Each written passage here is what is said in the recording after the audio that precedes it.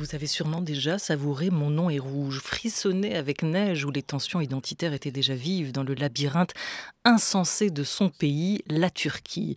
Aujourd'hui, Orhan Pamuk revient avec le récit fictif de l'île de Minger, ravagée par la peste au début du XXe siècle, avec cette crise sanitaire qui couve l'effondrement de l'Empire ottoman. Ce nouveau roman, qui paraît chez Gallimard, s'intitule Les nuits de la peste. Bonjour Orhan Pamuk. Hello, very pleased to be here. Bonjour, je suis très heureux d'être avec vous. Et on est ravis de vous recevoir. Et bonjour à votre voix française, Michel Zlotowski. Bonjour.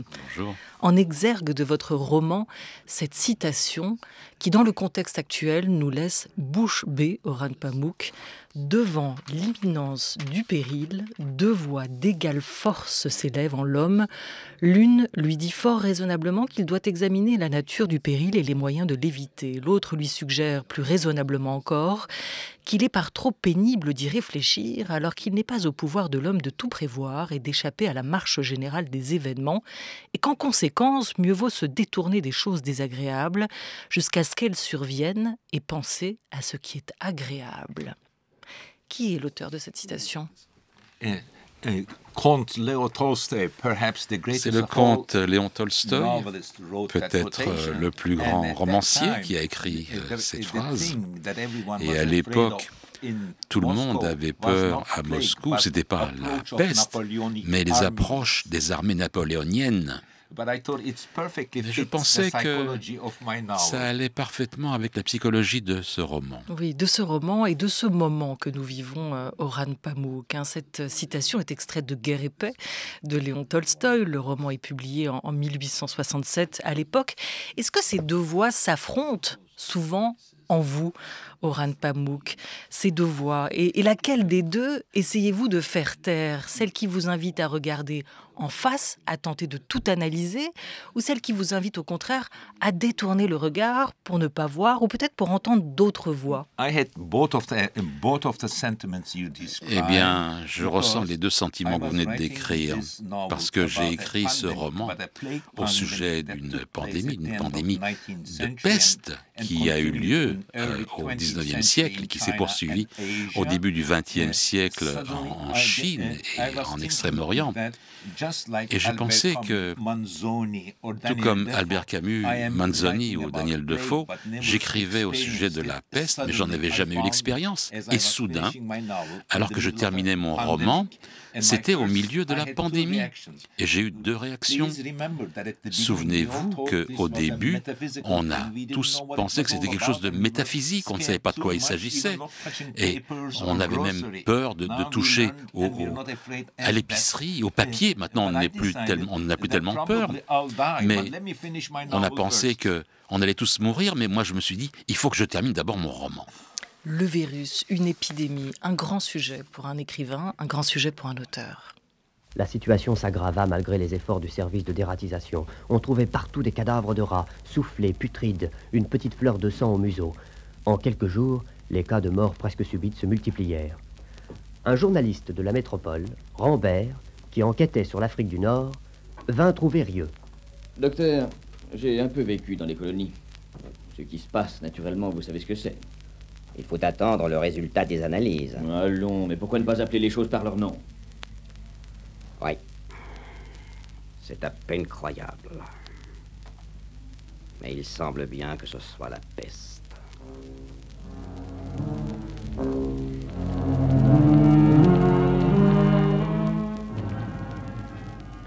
Le docteur Rieux se demandait, est-ce croyable?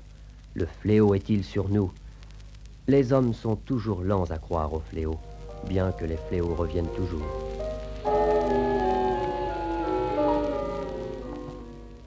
Extrait de La peste d'Albert Camus, paru en 1947. C'est une fiction, cette adaptation radiophonique de La peste de Camus, autre prix Nobel de littérature. Comme vous, Orhan Pamuk, vous marchez donc dans les pas de cet auteur et d'autres, comme vous les avez cités. En quoi une épidémie est une crise terrifiante pour les populations, mais un bon sujet pour les romanciers? Qu'est-ce qu'un virus permet de révéler? At the beginning, I was thinking about writing about a plague novel for the last Au 40 début, years. je voulais écrire un roman sur une pandémie. Ça fait 40 ans que j'y pense. Et puis, il y a des scènes de peste dans mes romans aussi, dans d'autres romans. Je réfléchissais plus à un sujet métaphysique comme celui d'Albert Camus. Vous savez, j'ai enseigné, et je l'enseigne à mes étudiants de Columbia. La peste de Camus, c'est une allégorie de l'occupation nazie en France. Et j'ai pensé que j'écrirais au sujet du fait que les Turcs musulmans étaient fatalistes, n'écoutaient jamais aux ordres de quarantaine, se fichaient complètement des pandémies et de la contagion. Et puis, j'ai fait une recherche, j'ai fait des recherches, et je me suis concentré sur le choléra en Pologne, avec la quarantaine, des gens qui étaient très très en colère et qui s'étaient révoltés contre ces quarantaines, et avec de nouvelles organisations, de nouveaux États. Et cette pandémie de peste que je décris a commencé en 1844 et c'était le temps du déclin des empires et voilà de l'avènement des petites nations. Et je pensais que ce serait bien d'écrire un roman politique sur l'établissement d'une petite nation à travers des personnages importants et de regarder et de voir la pandémie à travers des yeux neufs, des nouveaux langages. Vous savez, les pandémies ont toujours créé des désirs pour des nouvelles choses. Tout d'abord, il faut survivre, et puis ensuite, on veut une nouvelle vie. Mais les pandémies, comme la littérature, sont aussi une affaire de croyance. Il le dit, Albert Camus, il l'écrit dans cet extrait qu'on vient d'entendre. Les hommes sont toujours lents à croire aux fléaux, bien que les fléaux reviennent toujours. Il y a tellement de choses en commun avec les pestes du Moyen-Âge et la façon dont on se comporte. D'abord, il y a le déni. C'est inévitable. Tout le monde le dénie. Les gens le dénient. Les rois, les gouverneurs, tous ceux qui ont le pouvoir nient. Mais les gens continuent de mourir. Il est impossible de continuer à nier. Et parce qu'ils le nient, ça s'étend. Ça s'étend plus vite. Et puis, il y a un moment de revanche. Ah, ce sont les Juifs, ce sont les chrétiens, c'est les étrangers qui ont apporté cette peste. C'est quelque chose, c'est une attaque contre nous. Et puis ensuite, ou alors les États s'effondrent, ou alors il y a quelque chose qui se crée, qui tente d'arrêter la peste. Mais il y a toujours des exigences bizarres.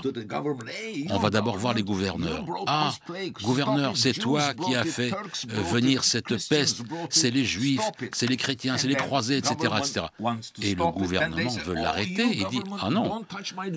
Et les gens disent « Ah, mais gouvernement, touchez pas à mes libertés, ne m'empêchez pas de travailler, ne m'empêchez pas de vivre. » L'humanité, en temps de pandémie, exige des choses impossibles de leur gouvernement pour arrêter la pandémie et ne pas toucher leur liberté.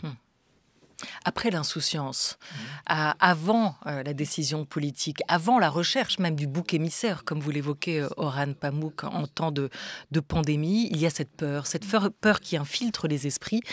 Également dans votre roman, à ces gens-là, écrivez-vous, comme à tous ceux de l'île, il ne restait en réalité qu'une chose à dire. Partez, courez, fuyez.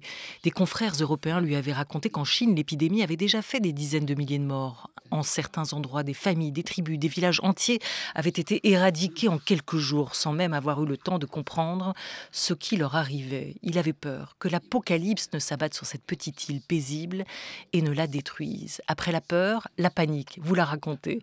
Les bruits, les rumeurs et les enterrements, à n'en plus finir, avaient éteint en chacun toute logique et tout sang-froid. Est-ce que vous l'avez évoqué, Orhan Pamuk, cette pandémie de Covid, vous étiez en train d'écrire ce roman à ce moment-là. La fiction est tout à coup devenue réelle. Est-ce qu'elle vous a rendu plus philosophe, cette fiction que vous étiez en train d'écrire face à la crise? Est-ce qu'elle vous a évité la peur? Vous savez, la nature humaine, la réaction, moi, je me suis senti coupable, comme si j'avais été responsable. Et puis, tous mes amis disaient, mais c'est quoi, Orhan? C'est quoi ce roman? Personne ne va lire ce truc-là. Parce qu'ils disaient, mais soudain, ils m'ont dit, ah ben, t'as de la chance, ton roman devient réalité. Tout le monde dira, ah, vous avez écrit ce roman simplement pour être populaire en période de pandémie. Mais non, je voudrais prouver que ça faisait 5 ans que je travaillais sur ce roman. Et j'étais très, très effrayé au début, bien sûr. Mais je me suis calmé. J'ai écrit un article sur la façon dont j'ai écrit ce roman, et tous mes éditeurs ont commencé à me dire « Ah, mais terminez votre roman vite fait pour qu'on puisse le publier vite !» Et il y a eu aussi cette angoisse, cette anxiété. Mais j'étais tellement occupé avec ce roman que ça m'a aidé psychologiquement, parce que j'ai terminé en grande vitesse, et c'est la meilleure façon de terminer un roman. Pourquoi ce titre, Les Nuits de la peste, Orhan Pamuk? Because my titles do not correspond to the actual events. Parce que, en fait, ce que j'écris ne correspond pas aux événements. Vous savez, la nuit, c'est le moment idéal parce que c'est le moment où il y a du silence. Et puis, c'est le moment des rumeurs. C'est le moment où on dit que des gens s'approchent des fontaines pour faire des choses bizarres. Et c'est comme dans les récits du Décameron. Et je raconte l'histoire à travers les yeux d'une femme qui ne sort pas beaucoup de chez elle. Il faut mettre l'accent aussi sur le drame qui se produit. Voilà, et vous l'évoquiez, c'est une expérience métaphysique, cette peste, une expérience sensorielle aussi pour les habitants de cette île, en plus de la crise sanitaire et de la crise politique qui va se jouer à l'occasion de cette épidémie. Ceci est à la fois un roman historique et une histoire en forme de roman. Prévenez-vous dès l'ouverture du livre, dont la matière première serait les lettres de la princesse sultane Pakizé à sa sœur, des lettres écrites entre 1901 et 1903. L'auteur des lettres, Pakizé, est une femme érudite, elle est née à Istanbul, elle a reçu une éducation plutôt occidentale, au sérail. Elle est un peu votre Roxane, à vous, la Roxane des lettres persanes de Montesquieu, Orhan Pamuk? J'ai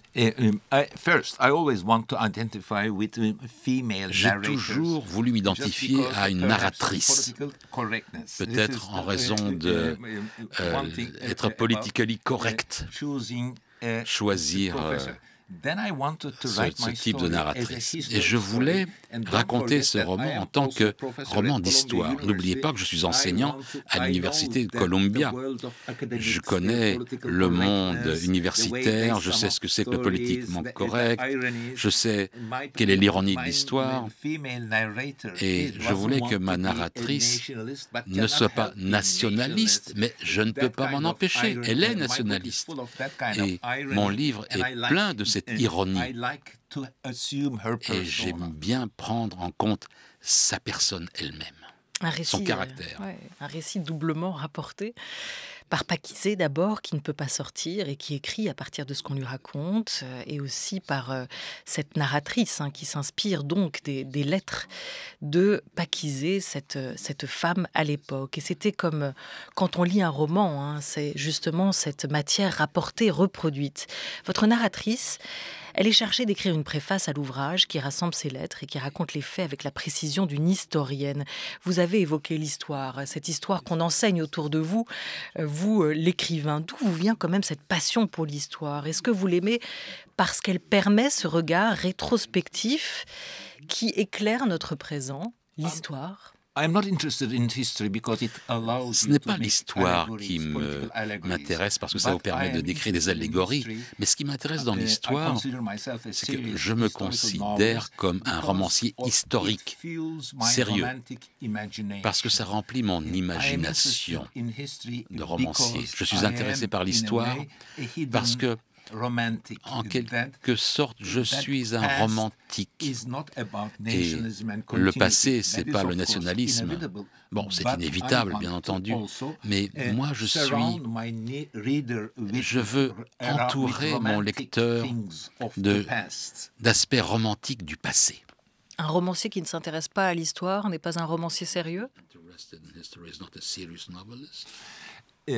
Non, pas tout à fait. Je dis que la plupart du temps, je crois que c'est Henry James qui a dit que les romans historiques sont quasiment impossibles par définition. Comment est-ce que nous, modernes, pouvons-nous comprendre l'état d'esprit des pré-modernes? Et il parlait des temps anciens, des temps médiévaux. Mais moi, je pense que la tentative de comprendre comment les gens pensaient, parlaient, se comportaient il y a un siècle est quelque chose d'important et ça m'est essentiel, probablement parce que la nation turque, la République turque est quelque chose de nouveau et ça me semble encore être quelque chose de neuf. Et la Turquie est passée par un changement culturel. Je voulais que mes lecteurs fassent connaissance de la Turquie ottomane, avant la République turque, quelque chose de très romantique, mais pas nécessairement un exemple politique. Mais je voulais que cette aura de l'époque turque ottomane, eh bien moi c'est quelque chose qui m'intéresse à l'époque actuelle. Est-ce que c'est l'histoire qui façonne les grands hommes ou est-ce que ce sont les grands hommes qui font l'histoire? Vous posez cette question aussi dans le roman. Les deux. C'est Friedrich Engels et Karl Marx étaient intéressés par ce paradigme, par ce modèle. Il n'y a pas de modèle, il n'y a pas de réponse définitive. Ça s'entremêle. Mais plus grande est la nation, plus grande est la tribu, et moins la personne elle-même est importante, l'individu est important.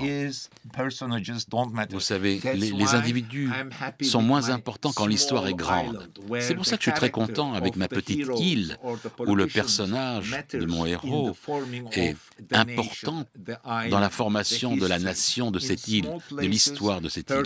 Dans les petits lieux, les personnages et les drames sont plus shakespeariens, ils sont plus concentrés. Et la pression de l'événement est plus forte, le drame est plus fort dans les petits lieux. J'aime bien placer les choses au Monténégro. Par exemple, il y a moins de 700 000 habitants. Et vous savez, c'est de la taille de la République d'Andorre. Vous savez, ça a des qualités de conte pour enfants aussi, quelque part, ou de conte de fées. Dans les nuits de la peste, votre nouveau roman, Orhan Pamuk, nouveau roman qui paraît chez Gallimard, l'île de Minguer est donc la scène de l'histoire, entre Orient et Occident. C'est cette petite île de Minguer que vous avez complètement inventée et qui vous permet de montrer, de raconter les tensions, les fractures que l'épidémie va révéler. L'île de Minguer, donc, c'est vous le romancier qui en avez conçu les plans pour écrire. Vous avez besoin toujours de cette relation même mentale, imaginaire, à la ville, au quartier, aux rues, comme on l'a vu dans cette Chose étrange en moi, l'un de vos précédents romans où vous racontiez un demi-siècle dans la vie d'Istanbul, dans les yeux d'un vendeur de rue. Vous avez besoin de concevoir les lieux. J'aime bien dessiner. Si mon personnage vit dans un appartement, vous savez, comme Georges Perec, j'aime bien dessiner l'appartement. Si j'invente une rue, j'aime bien dessiner la rue. J'aime bien faire des plans de petites maisons. Ça, c'est un roman ambitieux. Là, j'ai planifié, j'ai inventé toute l'île. Bien sûr, moi, je passe mes étés dans une petite île non loin d'Istanbul. C'est un exemple où il y a encore des des charrettes à chevaux. Il y a l'île de Crète aussi, qui est une autre île proche. L'île de Mèse, qui est en face de la Turquie. C'est l'île la plus orientale de la Grèce, parce que j'y vais pour écrire mes romans. Et moi, je vois que j'habite juste en face. Et les gens de Grèce viennent en Turquie pour acheter de l'épicerie. Donc toutes ces petites îles ont un aspect enchanteur, une qualité de conte de fées pour moi. Je mélange la qualité des contes de fées avec des faits de la réalité la plus dure de la quarantaine. Et c'est aussi un roman d'amour, Les Nuits de la Peste. Vous mêlez dans ce livre une triple intrigue amoureuse, 10 ans après votre roman Le Musée de l'Innocence. Mais je voulais qu'on s'arrête sur un point qui est particulier aussi à ce roman, c'est cette enquête policière que vous menez. Et vous l'évoquez dans le roman, Orhan Pamuk. Il y a une similitude frappante entre l'élucidation d'un crime et le traitement d'une épidémie. D'ailleurs, à un moment, l'un de vos protagonistes parle des investigations de son mari à la manière de Sherlock Holmes, qui lui racontait la vie du palais. Quelle est donc cette manière d'enquêter à la manière de Sherlock Holmes, et comment faire apparaître cette figure dans un roman de cette époque? Dans les 1890, au début du XXe siècle, l'humanité, où les hommes étaient tellement fiers d'eux, parce qu'il y a eu tellement de découvertes, un nouveau monde s'ouvrait. Et ils pensaient qu'on peut comprendre et résoudre tous les problèmes. Les hommes, les mâles peuvent tout résoudre par leur esprit. Et à cet âge-là, cette époque coïncidait avec l'apparition de Sherlock Holmes, que Abdul Hamid, l'autocrate turc qui dirigeait la Turquie, avec beaucoup d'autres despotes, parce que l'Empire se désintégrait. Moi, j'ai pensé que je pouvais mélanger cette image mentale avec la désintégration de l'Empire et cette pandémie. Et avec tous ces événements qui survenaient, ces soulèvements, la haine pour les autres nations. Vous savez, la peste déclenchait déjà ce qui se produisait, ce qui était en cours. Et c'est pas anachronique, parce que Sherlock Holmes naît sous la plume de Conan Doyle en 1887. On peut imaginer qu'en Turquie, cette littérature-là, ces livres-là, ont pu être lus à ce moment-là. Les livres voyageaient déjà, la littérature voyageait? Non, Abdul Hamid, le sultan ottoman Abdul Hamid était un véritable lecteur de ce genre de fiction. Il y avait un article dans Strand, le magazine londonien. Il y avait donc son traducteur personnel traduisait des nouvelles de Conan Doyle pour lui, pour Abdul Hamid. Et Abdul Hamid les lisait et il est devenu accro. Et quand Conan Doyle est venu à Istanbul, il lui a donné une médaille. Abdul Hamid était paranoïaque et il a pensé que peut-être qu'il y aurait une conspiration contre lui. Mon livre est plein de conspirations. Je les traite avec ironie, avec un humour léger. Je ne pense pas que les conspirations fassent l'histoire, mais il y a toujours des conspirations autour de nous. Il faut y réfléchir, il faut regarder ce que font et ce que sont les théories conspirationnistes. Et la littérature est un voyage, comme vous le racontez aussi, Orhan Pamuk, puisque vous parlez de ces récits conspirationnistes, puisque pour vous d'ailleurs, Orhan Pamuk, tout est récit. À quoi on assiste aujourd'hui, juste à côté de chez vous, de l'autre côté de la mer Noire, du côté de la Russie et de l'Ukraine? Est-ce qu'on assiste pour vous à une bataille des récits, justement?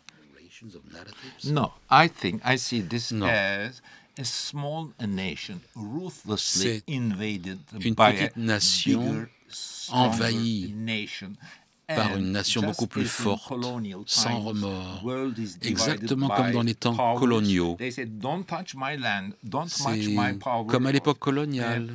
Quelqu'un dit « ne touche pas à mon territoire », ce qui légitimerait l'invasion par Poutine de l'Ukraine, cette division du monde et ce manque de respect pour les peuples qui tentent de s'autodéterminer. Ceci n'est pas respecté et c'est une attitude très très ancienne, coloniale qui réapparaît. C'est celle de Poutine et le monde est divisé en pouvoirs et on regarde ce qui se passe et on se sent tellement coupable et on ne peut rien faire sinon signer des pétitions. Et on a l'impression de replonger dans l'histoire, Orhan Pamuk, à l'époque des guerres entre les empires ottomans et tsaristes, de la guerre de Crimée, par exemple. Est-ce que vous voyez un continuum dans cette histoire-là aussi? Oui, question très intéressante. Erdogan, qui a toujours flirté avec Poutine, et puis jusqu'à ce que l'Ukraine prenne parti pour l'OTAN, tout comme Orban en Hongrie, il a rendu Poutine très très en colère. Orban et Erdogan se sont mis du côté de l'OTAN. Quand la dramatisation arrive, tous ces gens qui flirtent avec la Russie, avec d'autres pouvoirs, se mettent du côté de l'OTAN. Mais malheureusement, l'OTAN, ou cette guerre, a rendu les démocraties comprendre que la liberté d'expression est très importante. Et les gens en Turquie pensent qu'ils font partie de l'Occident et que l'Occident devrait nous protéger, donc protéger les Turcs contre la Russie. La guerre et la paix, écrivait Tolstoï, que vous placez en exergue de ce nouveau roman, Les Nuits de la peste. Ça nous fera 2 livres à lire très prochainement. Merci beaucoup pour ceux qui nous écoutent, en tout cas Orhan Pamuk. Les Nuits de la peste, votre nouveau roman traduit du turc par Julien Lapère de Cabane, vient de paraître chez Gallimard. Merci. Thank you very Merci much. à Michel. Merci beaucoup. C'était mon plaisir aussi d'être avec vous.